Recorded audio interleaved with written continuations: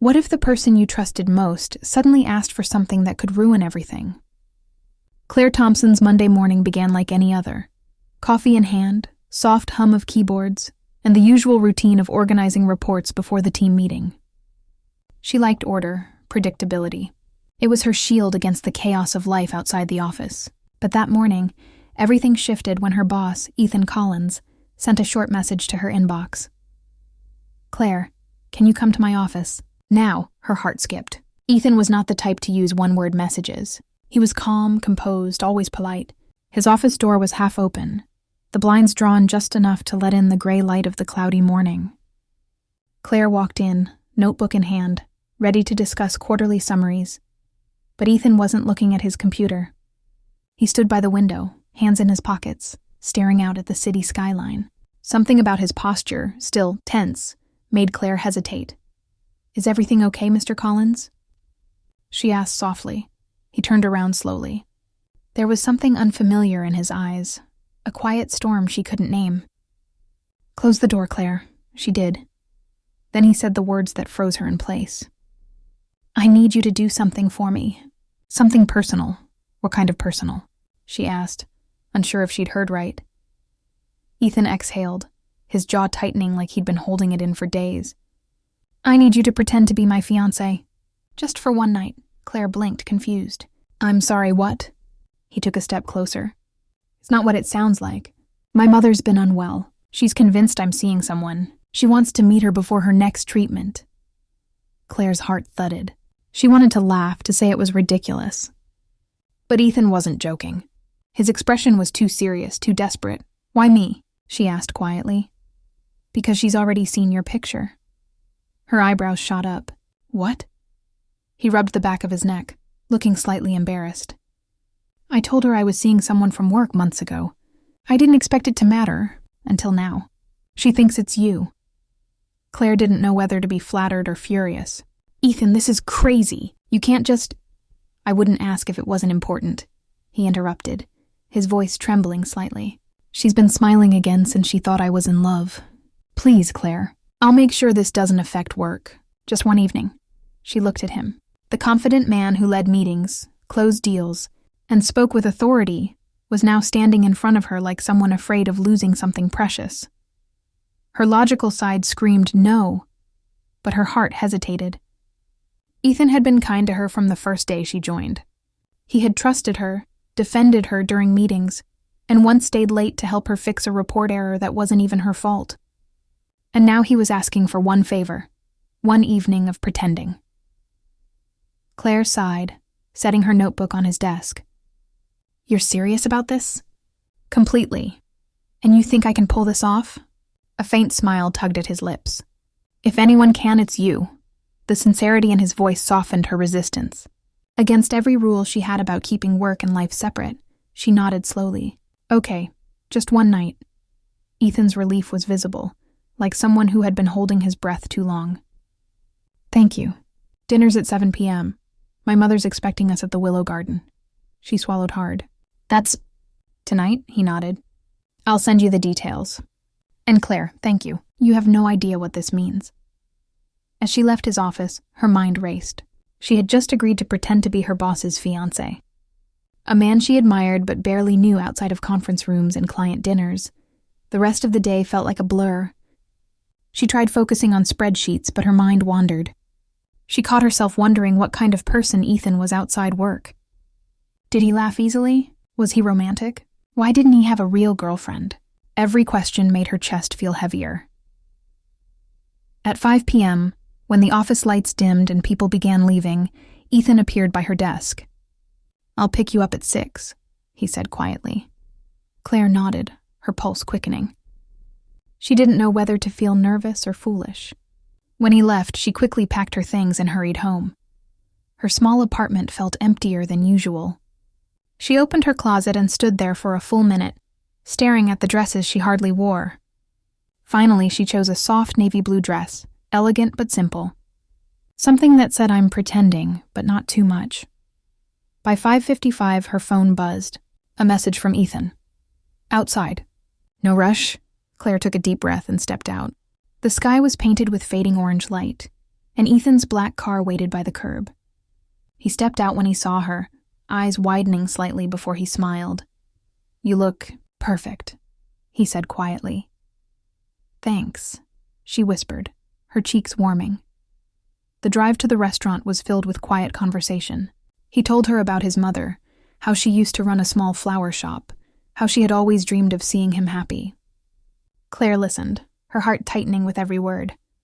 He wasn't just a boss tonight. He was a son, trying to protect someone he loved. When they arrived at the Willow Garden, Ethan parked and turned to her. "Are you sure you're okay with this?" Claire smiled faintly. "It's just one dinner, remember?" He nodded, but there was something in his eyes, an emotion she couldn't quite read. Inside, the restaurant glowed with soft lights and warm chatter. Ethan's mother, a graceful woman in her 60s, sat by the window. Her eyes lit up when she saw them. "Ethan, and you must be Claire," she said, standing to hug her. Claire froze for a moment before returning the hug gently. "It's so nice to meet you, Mrs. Collins." "Oh, call me Margaret," she said warmly. "Ethan's told me so much about you." Claire glanced at Ethan, who avoided her eyes and focused on the waiter. Dinner passed like a strange dream. Margaret asked about their relationship, and Claire found herself improvising stories she never thought she'd say. How they met over coffee spills in the office kitchen, how Ethan pretended to be angry, but wasn't. Each word felt like walking on glass, but Margaret laughed and smiled, her face glowing with happiness. Halfway through the meal, Margaret grew quiet. "You know," she said softly, "I was worried I wouldn't get to see Ethan happy before my next treatment. But now, seeing you two together, it feels like everything will be fine." Claire's throat tightened. She wasn't supposed to feel this moved. She wasn't supposed to mean anything to this family. When the dinner ended, Margaret hugged her again and whispered, "Take care of my son." "He works too much, that one." Claire smiled weakly. "I'll try." Outside, the night air was cool and calm. Ethan looked at her with something unspoken in his eyes. "You were amazing," he said quietly. "You made her smile." "That's all I wanted," she nodded, trying to sound casual. "Well, I hope your fake fiancé performance met expectations," he chuckled softly. "More than met." Then, after a pause, he added, "You didn't have to do that." "Thank you, Claire. Truly." They stood there for a moment, not boss and assistant, not pretenders, just two people caught between what's real and what isn't. When he dropped her off, neither said goodbye right away. She could feel his eyes on her as she walked up the steps to her building. Inside, Claire leaned against her door, her chest aching with emotions she didn't want to name. Her phone buzzed. "A message from Ethan. Dinner's at 7, don't be late. Fiancé." She stared at the screen, her heart skipping a beat. Can pretending ever stay pretend? Claire told herself it was over. One night, one lie, one impossible dinner. But as she sat at her desk the next morning, every word, every smile from Ethan's mother replayed in her mind, like a dream she wasn't ready to wake from. The office felt different now. Colleagues moved about as usual, screens flickering, phones ringing, yet Claire felt like she was part of a secret no one else knew. Ethan hadn't mentioned the dinner since that night. He was calm, focused, the same steady boss he'd always been. But every time their eyes met across the conference room, something shifted. A quiet understanding, a spark they both tried to ignore. By noon, she decided to push it aside. It was better this way. She had helped him, and that was it. She was his assistant, not part of his story. But fate, it seemed, wasn't done with her yet. At 2 p.m., she got a message from him. "Can you come to my office?" Her heart raced. She grabbed her notepad and walked in, pretending to be composed. Ethan looked up from his desk, his sleeves rolled, hair slightly messy, a sign he'd been overworking again. "Close the door," he said quietly. Claire hesitated but did as he asked. He leaned back, studying her face for a moment before saying, "My mother called this morning." Her stomach dropped. "Oh no, did she find out?" Ethan smiled faintly.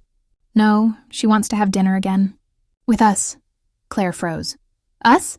Yes. She said she hasn't seen me this happy in years. She thinks you're good for me. The words sent a strange ache through her. She wanted to laugh, to tell him to find someone else to continue the act, but his expression stopped her. He looked torn between guilt and gratitude. Ethan, we can't keep this up, she said softly. It's not fair to her, or to us. I know, he admitted. But she's starting another round of treatment next week. She asked if we could come by the house this weekend. Her heart wavered again. The way he said please, gentle, almost pleading, broke through her defenses. Okay, she said quietly. One last time. He smiled with relief, and for a brief second, she saw something in his eyes. Something unguarded, almost tender. One evening can change everything. Saturday came faster than she expected. The Collins family home was beautiful. White pillars, climbing roses, and a porch swing that looked like it held decades of memories. Ethan met her at the gate, dressed casually for once. A soft sweater and a shy smile. You came, he said. You sound surprised, she replied. I'm grateful, he said simply. Inside, the warmth of the house wrapped around her like a memory she never had. Margaret greeted her with open arms, her joy lighting up the entire room. The dinner table was covered with home-cooked dishes, the air filled with laughter and soft music. But beneath the laughter, Claire felt something shifting. Every time Ethan looked at her, she saw it. That quiet pull, that unspoken connection. They weren't pretending anymore, not entirely. At one point, Margaret looked between them and smiled knowingly. You two remind me of your father and me, she said to Ethan. He used to look at me like that. Ethan coughed, embarrassed. Claire looked down, cheeks warm. Margaret laughed softly. Don't blush, dear. Love has a way of finding you when you're not looking. The word love hung in the air like a secret neither of them wanted to touch. After dinner, Margaret asked Claire to help in the kitchen. As they washed dishes together, the older woman spoke gently. He's been alone too long, you know. Always busy taking care of everyone else. I worried he'd never let anyone in. Claire swallowed hard. He's a good man. Yes, Margaret smiled. But even good men need someone who sees beyond the surface. And I think you do. Claire didn't know what to say. When she glanced back into the living room, Ethan was sitting on the couch, looking at them. A quiet, unreadable expression in his eyes. Later that night, when they said goodbye, Margaret hugged her tightly. You've brought light back into this house, Claire. Don't let it fade.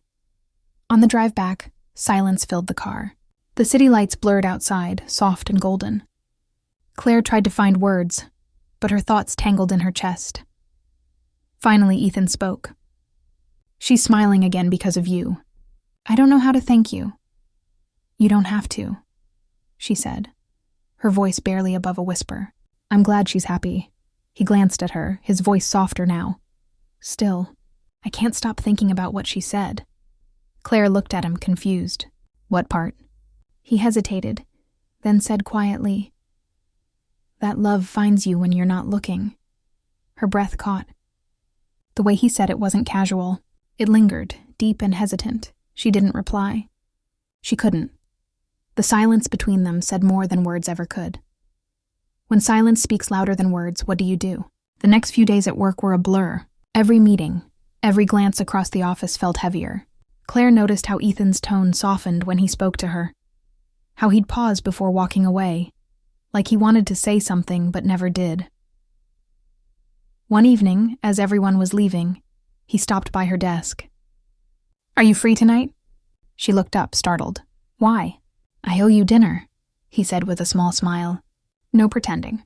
Just two people having a meal. Her heart skipped. It sounded harmless. But nothing about it felt harmless. Still, she found herself saying yes. That evening, he took her to a small Italian restaurant tucked away on a quiet street. The kind of place that smelled like fresh bread and nostalgia. They talked, not about work, not about his mother, but about everything else. Childhood memories, old dreams, fears they never admitted to anyone. Ethan wasn't the boss tonight. He was just a man, quietly vulnerable. At one point, he said. "You make me forget how lonely I've been." Claire's breath caught. She looked away, her pulse racing. "Ethan," he smiled faintly. "You don't have to say anything." They sat there in comfortable silence for a while, the kind that feels like music. She realized she hadn't felt this calm in years. But just when the night began to feel too perfect, Ethan's phone buzzed. He looked at the screen, and all the warmth drained from his face. "I'm sorry," he muttered, standing up. "I have to go." Claire frowned. "Is everything okay?" He didn't answer.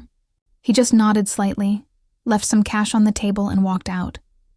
She sat there frozen, staring at his untouched plate. Something was wrong, she could feel it. The way he left, the look in his eyes. It wasn't work. It was something deeper. By the time she got home, her mind was a storm. She replayed every word, every look, trying to understand what had happened. But there were no answers, only questions that kept her awake. The next morning, Ethan didn't come to work. At first, she thought he was taking a day off. But then she noticed the tension in the office. Whispers, uneasy glances. By noon, the news spread. Ethan Collins had been suspended. Claire felt her stomach twist. No one knew why. HR was silent. The team avoided the topic. She stared at his empty chair across the glass wall, her chest heavy with confusion and fear. Sometimes, one dinner can change everything. Claire never thought a simple meal could carry so much weight. Yet as she stared at Ethan's message, "Meet me tonight. I'll explain everything," her heart felt heavier than it ever had before. The office had been buzzing with gossip for days. People whispered about financial irregularities, internal investigations, missing reports. Some said Ethan was finished. Others said he'd fled to avoid facing the board. But Claire didn't believe any of it. She couldn't. The Ethan she knew, the man who'd cared for his mother, who'd treated her with respect, wasn't someone who ran from problems. Still, when she walked into that little restaurant downtown, she couldn't help feeling nervous. It was the same place where they had shared their last dinner, the night that had ended with silence and confusion. The warm light spilling from the windows made her heart ache with memories she hadn't had time to understand. Ethan was already there. He sat in a corner booth, head bowed, a glass of water untouched before him. When he looked up and saw her, his expression softened. Tired, relieved, grateful. "Thank you for coming," he said quietly. Claire sat down, clutching her purse tightly. "You said you needed to explain." He nodded, taking a slow breath. "I didn't want you to hear it from anyone else. The company, it's complicated. There's been an issue with the financial department. Some reports went missing. They think I'm involved." Her eyes widened. "That's impossible." "I know," he said, voice firm. "But the evidence points to me. Signatures, emails, everything. Someone set it up carefully. I took responsibility for now, to protect the team until I can prove who's really behind it." Claire's chest tightened. "But why would you take the blame?" Ethan looked away. "Because it's my family's company. My father built it, and I couldn't let a public scandal destroy his legacy." He hesitated, then added, "There's more. My younger brother, Ryan, he's been managing some accounts lately. I think he got involved with the wrong people. I just need time to fix it before the truth gets out." For a moment, Claire didn't know what to say. She'd come expecting an apology, or maybe an explanation about their last dinner.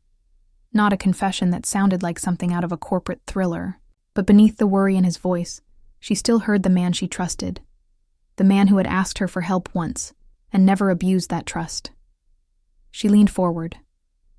"What do you need me to do?" He blinked in surprise. "You don't have to get involved." "I want to," she said firmly. "You helped me more times than I can."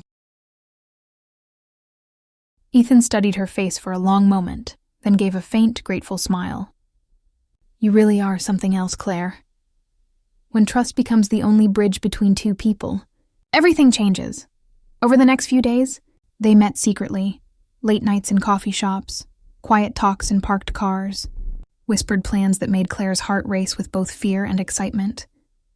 Ethan showed her copies of the forged documents, his brother's signature patterns, the digital footprints that didn't match his own. Claire, meticulous as ever, began comparing data, highlighting discrepancies, connecting threads that others had missed. Each night they worked side by side, and with every shared moment, the line between professional and personal blurred. Sometimes their hands brushed over the same page, and neither pulled away. Sometimes Ethan looked at her too long, and she had to remind herself why they were there. One night, after hours of silence and cold coffee, Ethan looked at her and said softly, "You know, when this is over, I don't want to go back to how things were." Her heart stopped. "What do you mean?" He smiled faintly. "I mean pretending I don't care about you." Claire froze. The air between them felt fragile, charged. "Ethan, we shouldn't—" "I know," he interrupted gently. "You're my employee, and right now everything's a mess. But when I see you, everything else fades. You make the noise stop." She looked down, torn between reason and feeling. Her voice trembled. "This isn't the time." "Maybe not," he said, leaning back, "but it's the truth." Before she could respond, her phone buzzed.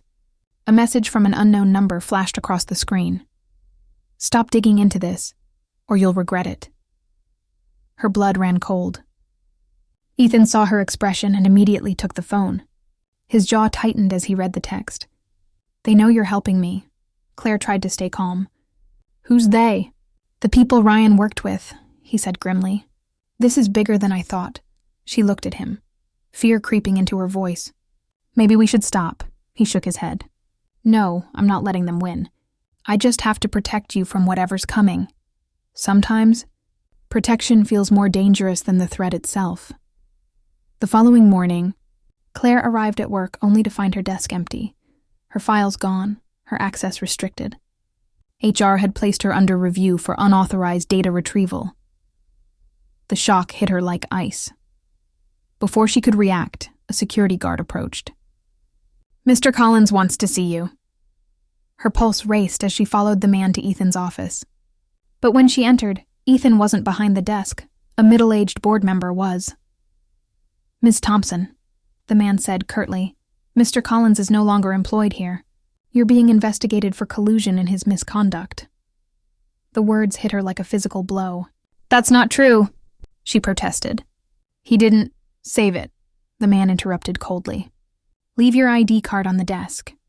She walked out in a daze, the weight of betrayal pressing down on her chest. Where was Ethan? Why hadn't he warned her? That night, as rain poured over the city, Claire sat in her apartment surrounded by silence. Every doubt clawed at her mind. Had he used her? Lied to her? Was the charm just another manipulation? Her phone buzzed again. A new message. "Meet me at the old pier. 8 p.m. Please. I can explain." It was Ethan. Against every instinct, she went. The pier was nearly deserted, the sound of waves crashing against the wooden posts filling the night air. Ethan stood under a broken lamppost, drenched, eyes full of exhaustion and something else. Sorrow. "Claire," he said as she approached. "I'm sorry. I never wanted you dragged into this." "Then why didn't you warn me?" she asked, her voice shaking. "I couldn't," he said quietly. "They were watching my calls. They threatened to hurt you if I talked." Her anger melted into confusion. "Who are they exactly?"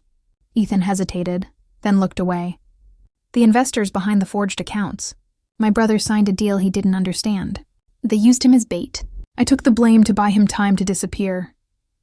Claire's heart ached at the pain in his voice. "You sacrificed everything for him." "He's my brother," Ethan said simply. "I couldn't let him lose his life over a mistake." They stood in silence for a moment, rain pouring between them.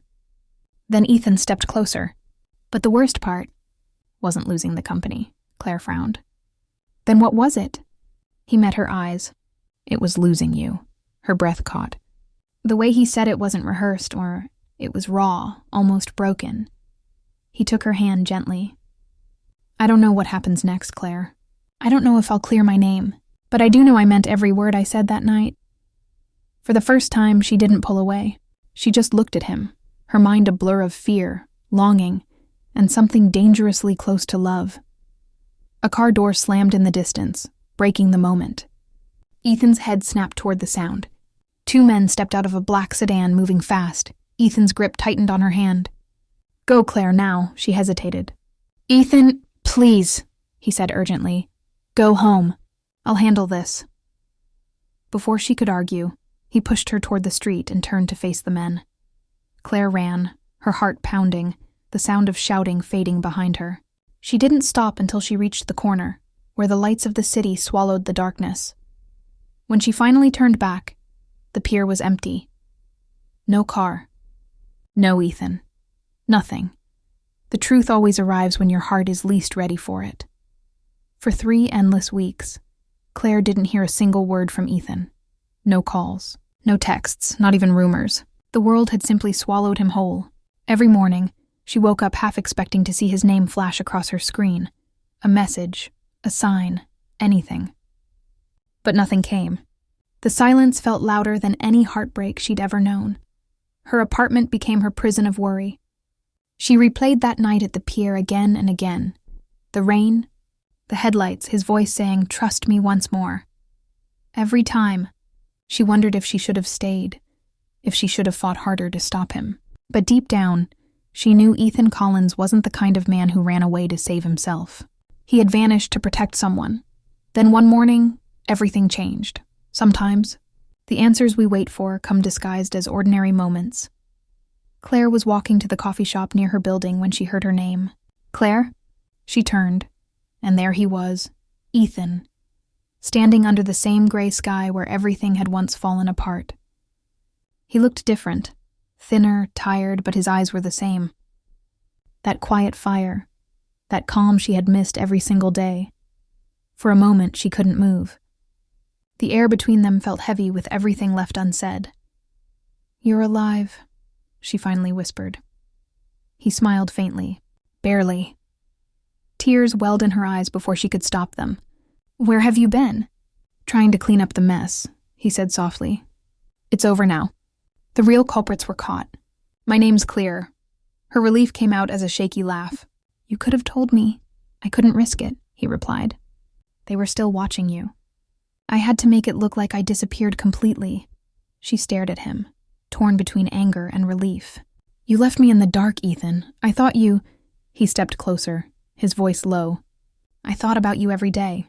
Every single one." The words hit her like a wave. The noise of the street faded, replaced by the sound of her heartbeat.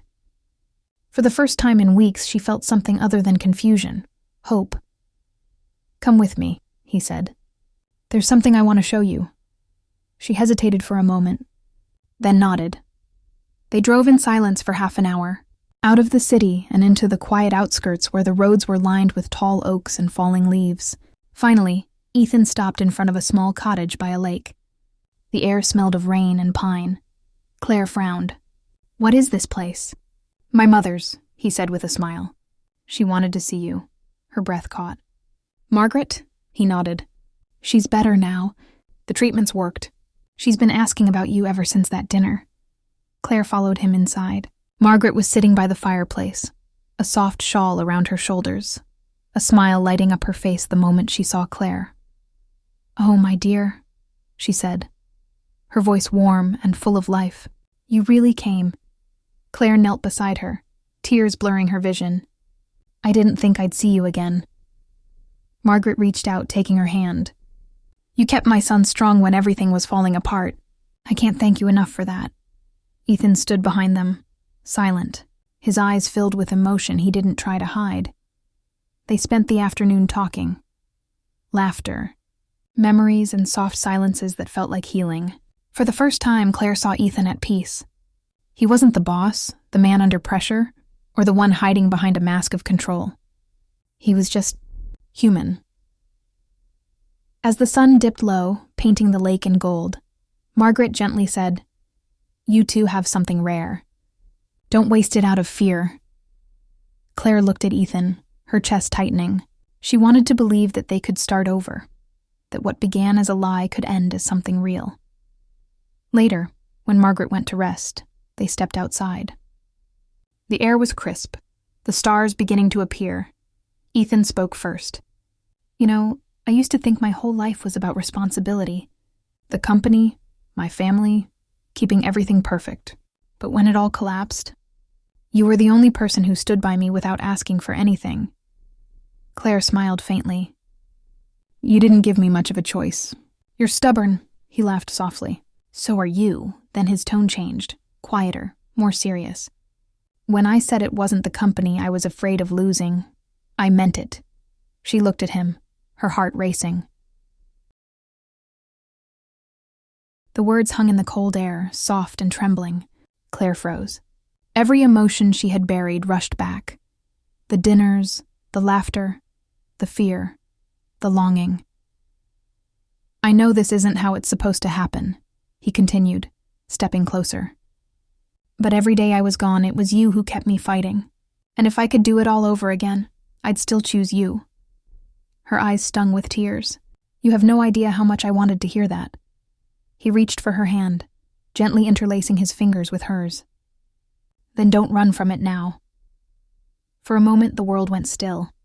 The wind, the stars, the silence, everything seemed to hold its breath.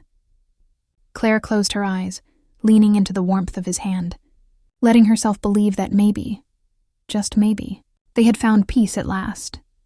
But peace is always a brief visitor before the next storm. The next morning, everything shattered again. Claire woke to find Ethan gone. His car was still outside, but his phone lay on the table beside a half-written note. Her heart pounded as she picked it up. Had to meet someone from the board. Back soon, don't worry. But she did. Hours passed. No message, no call. Then, just after noon, she turned on the news and froze. The headline flashed across the screen. Former CEO Ethan Collins under investigation again.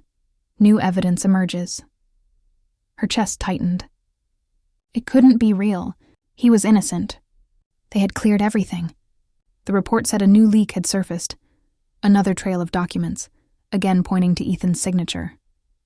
This time it wasn't about his brother or the past scandal. It was something recent, something from within the company's recovery files. Before panic could consume her, her phone buzzed. Unknown number again. If you want to know the truth about Ethan Collins, come to the old office at midnight. Alone. Claire's hands trembled. It could be a trap, but something in her gut told her she needed to go. That night, the office building loomed dark and empty, the city's glow reflected on the glass windows. She entered through the side door, the same one Ethan had used countless times when working late. The hallways were silent, the only sound her footsteps echoing softly. When she reached Ethan's old office, the door was ajar. Inside, the dim light from a desk lamp revealed stacks of documents, files, ledgers, printouts. And standing beside them was Ryan Collins, her breath caught. Ryan? He turned startled. Claire, you shouldn't be here. I got a message, she said, stepping closer. They said I'd find the truth. Ryan sighed, running a hand through his hair. He looked nothing like Ethan, restless, guilty, afraid. You were never supposed to be part of this. Ethan took the blame again. For me? What are you talking about? Ryan pointed to the documents. These files, they're from me. The board found them, and they think Ethan's behind it. But he's not. He found out what I did and went to clear it before anyone else could. He's probably with them right now, trying to protect me again. Claire's voice cracked. He's risking everything. Again. Ryan nodded miserably. Because that's who he is. Before she could say more, her phone buzzed again, this time with a single message. It's done. I'll see you soon. It was from Ethan. Her knees went weak. Relief, confusion, and fear mixed into one sharp breath. She turned to Ryan. What does that mean? He looked at her, eyes wide. It means he took the blame again. When love becomes sacrifice, how much is too much? An hour later, she sat alone by the window of her apartment, watching the rain slide down the glass. The city lights blurred into gold streaks, and her phone lay silent beside her. Ethan had vanished again, this time by choice. She wanted to believe he'd come back, that love would find its way through the mess, just like it always did in movies. But life wasn't a movie. It was a waiting room where hope and heartbreak sat side by side. Then, just as she began to drift into restless thoughts, a knock echoed at her door. Her heart stopped. She opened it slowly. And there he was, Ethan. drenched, exhausted, but smiling. Without a word, he stepped forward and placed a small velvet box on her palm. Her fingers trembled as she opened it. Inside was a ring, simple, silver, glinting faintly in the hallway light. Ethan's voice was quiet but steady. "This time, it's not pretend." Claire looked up, tears filling her eyes, but before she could speak, a shadow appeared at the end of the hallway. A voice called out sharply, "Ethan,